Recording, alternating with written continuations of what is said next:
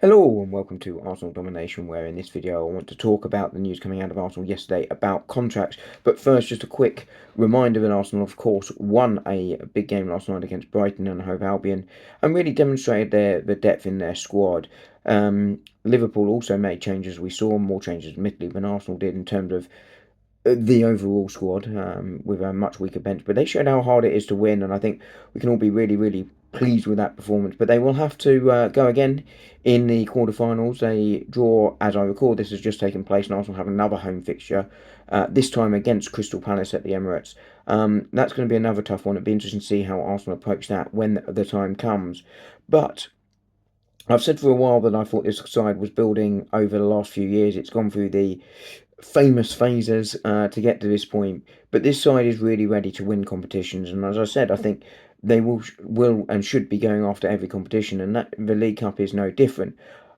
But Berta isn't just leaving Mikel Arteta to it on the pitch. He is supporting behind the scenes. We saw what a good summer he had with all the arrivals, but he's cracked on with contract renewals as well. We've already seen the likes of Ethan Wanyeri and Miles Lewis-Skelly, two youngsters, sign new deals. Max Dowman has signed a pre-contract agreement. Of course, he can't sign officially until he's had his next birthday because of his age.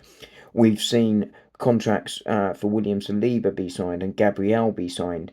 And the news was coming out sort of in the last 24, 48 hours from Sammy Mockdale that Arsenal are looking to get on with other contract extensions. Bukayo Saka deemed to be close. Jurrien Timber progress, substantive progress being made there, and attention turning already to Declan Rice. Martinelli also expected to have the 1 year extension triggered in his contract, and again, it's about tying down these key players across the squad into long and new contracts, which really protects this side going forward. It gives Arsenal the power. To some extent, players will always have some power. They can always do a Gyökeres or an Isak, but by at least getting these contracts signed, it's keeping these players here. It shows how much they want to be here and how much they believe in it. But by getting them to sign these contracts, Arsenal are protecting value and holding the cards about the players' future. And this is a squad that is at the right age. It's progressing well. It's progressing together, and I think it can be something special. I'm not talking necessarily dynasties like Pep Guardiola or Alex Ferguson achieved. It's too early to say that. We haven't won anything for a very long time. But it has the potential to be that. And Andrea Berta making sure he secures the foundations over to secure long-term big sales. And Arsenal probably need to do some of that. I think Ben White, prime candidate in the summer, he won't be alone.